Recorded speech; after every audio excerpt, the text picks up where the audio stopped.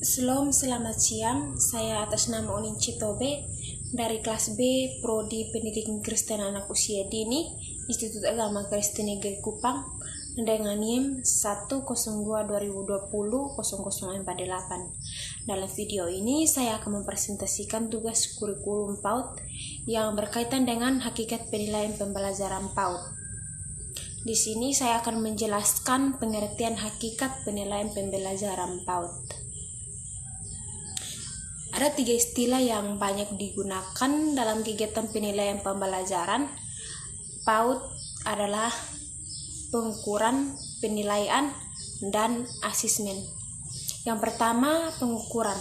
Pengukuran ini lebih mengarahkan pada upaya untuk mengetahui perkembangan anak dengan cara mengukur dengan sifat kualitatif. Yang kedua, penilaian. Penilaian merupakan proses pengumpulan dan pengolahan informasi untuk menentukan tingkat pencapaian perkembangan anak dan mengambil keputusan. Yang ketiga, asesmen.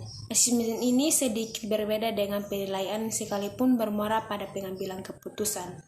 Asesmen pada dasarnya bukanlah untuk mengetahui hasil belajar, akan tetapi untuk merancang menu pembelajaran yang dibutuhkan dan sesuai dengan tahap perkembangan dan kebutuhannya.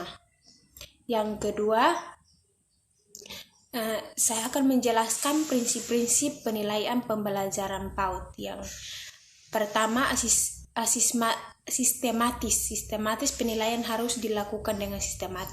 Artinya, kegiatan penilaian dilakukan secara teratur dan terprogram sesuai dengan rencana yang telah disusun. Yang kedua, penyaluran penilaian ini mencakup sesuai aspek perkembangan anak yang meliputi nilai gamma, moral, motorik, kognitif, bahasa, dan sosial emosional. Yang ketiga, berkesinambungan. Penilaian ini dilakukan secara terencana terhadap dan terus-menerus untuk memperoleh gambaran tentang pertumbuhan dan perkembangan peserta didik. Yang keempat, objektif. Proses dan hasil-hasil penilaian ini dilakukan sesuai dengan kondisi anak yang sebenarnya dan semata-mata untuk kepentingan pertumbuhan dan perkembangan anak. Yang kelima, mendidik. Proses dan penelitian ini dapat dijadikan sebagai dasar untuk memotivasi anak-anak. Yang keenam, kebermaknaan. Hasil penelitian ini harus mempunyai arti bagi peserta didik, guru, dan orang tua. Yang nomor 3, saya akan menjelaskan teknik penilaian pembelajaran PAUD. Yang pertama yaitu observasi. Observasi merupakan pengamatan yang dapat dilakukan secara langsung dan alamiah untuk mendapatkan dan informasi. Yang kedua, mencatat anekdot. Anekdot ini merupakan bagian dari teknik observasi. Yang ketiga, percakapan dilakukan untuk mendapat informasi tentang pengetahuan anak mengenai suatu hal. Yang keempat, menugas. Penugas ini merupakan cara penilaian berupa pemberian tugas yang harus dilakukan peserta didik. Yang kelima, unjuk kerja. Unjuk kerja merupakan penilaian menunjuk peserta didik untuk melakukan tugas dan pembuatan yang dapat diamati. Yang keenam, hasil karya. Hasil karya merupakan hasil kerja peserta didik setelah melakukan sesuatu kegiatan, dapat berupa pekerjaan tangan atau karya seni sendiri. Yang ketujuh, mengembangkan perangkat penilaian sendiri. Seorang guru dimungkinkan untuk mengembangkan perangkat evaluasi sesuai dengan kebutuhan. Yang kedelapan, menggunakan instrumen standar instrumen yang dikembangkan oleh guru, khususnya dalam kegiatan asesmen dan untuk kasus-kasus. Yang kesembilan, portofolio. Pada hakikatnya merupakan kemampuan atau rekaman sejak berbagai hasil kegiatan. Yang keempat, saya akan menjelaskan produser penilaian pembelajaran PAUD.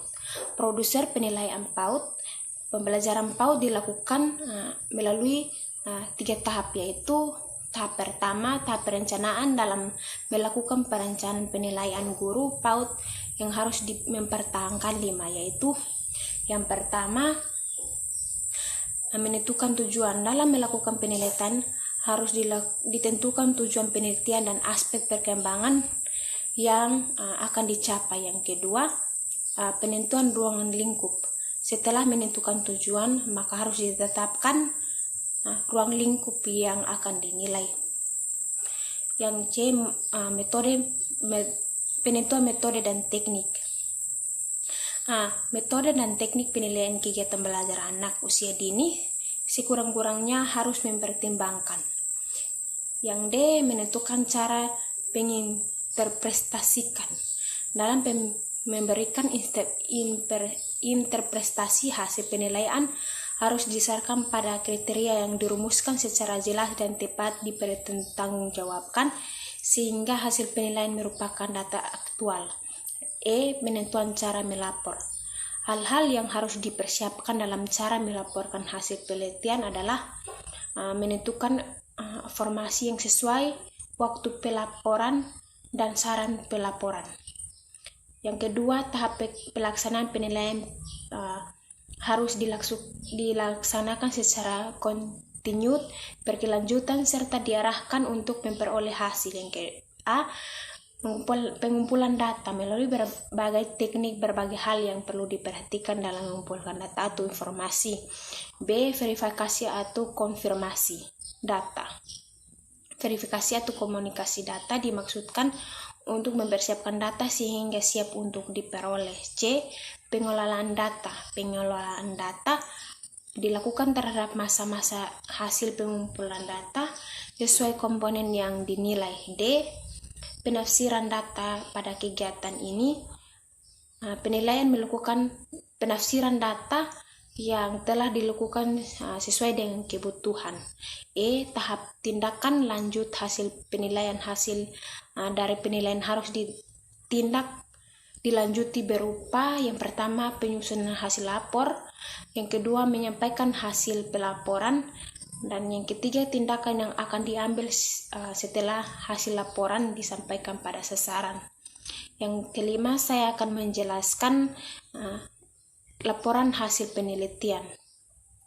Pelaporan hasil penelitian merupakan kegiatan merumuskan dan mengonsumsikan hasil penilaian guru tentang pertumbuhan dan perkembangan anak kepada orang tua dan pihak-pihak yang relevan dan pertumbuhan dan perkembangan anak dan penyelenggaraan pendidikan anak usia dini. Sekian dan terima kasih. Selamat siang. Saya atas nama Unin Citobe dari kelas B Prodi Pendidikan Kristen Anak Usia Dini Institut Agama Kristen Negeri Kupang dengan NIM 102-2020-0048. Dalam video ini saya akan mempresentasikan tugas kurikulum PAUD yang berkaitan dengan hakikat penilaian pembelajaran PAUD. Di sini saya akan menjelaskan pengertian hakikat penilaian pembelajaran PAUD. Ada 3 istilah yang banyak digunakan dalam kegiatan penilaian pembelajaran PAUD adalah pengukuran, penilaian, dan asesmen. Yang pertama, pengukuran. Pengukuran ini lebih mengarahkan pada upaya untuk mengetahui perkembangan anak dengan cara mengukur dengan sifat kualitatif. Yang kedua, penilaian. Penilaian merupakan proses pengumpulan dan pengolahan informasi untuk menentukan tingkat pencapaian perkembangan anak dan mengambil keputusan. Yang ketiga, asesmen. Asesmen ini sedikit berbeda dengan penilaian sekalipun bermuara pada pengambilan keputusan. Asesmen pada dasarnya bukanlah untuk mengetahui hasil belajar, akan tetapi untuk merancang menu pembelajaran yang dibutuhkan dan sesuai dengan tahap perkembangan dan kebutuhannya. Yang kedua,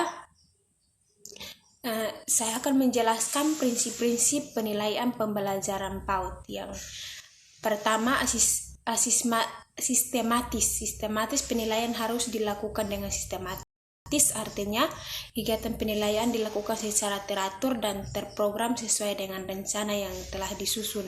Yang kedua, penyaluran penilaian ini mencakup sesuai aspek perkembangan anak yang meliputi nilai gamma, moral, motorik, kognitif, bahasa, dan sosial emosional. Yang ketiga, berkesinambungan.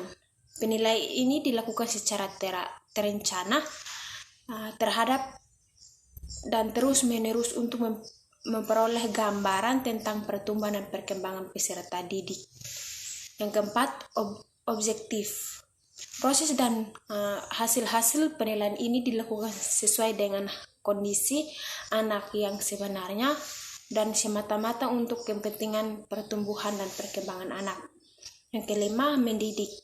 Proses dan penelitian ini dapat dijadikan sebagai dasar untuk memotivasi anak-anak. Yang keenam, kebermaknaan. Hasil penelitian ini harus mempunyai arti bagi peserta didik, guru, dan orang tua. Yang nomor 3, saya akan menjelaskan teknik penilaian pembelajaran PAUD. Yang pertama yaitu observasi. Observasi merupakan pengamatan yang dapat dilakukan secara langsung dan alamiah untuk mendapatkan dan informasi. Yang kedua, mencatat anekdot. Anekdot ini merupakan bagian dari teknik observasi. Yang ketiga, percakapan dilakukan untuk mendapat informasi tentang pengetahuan anak mengenai suatu hal. Yang keempat, menugas.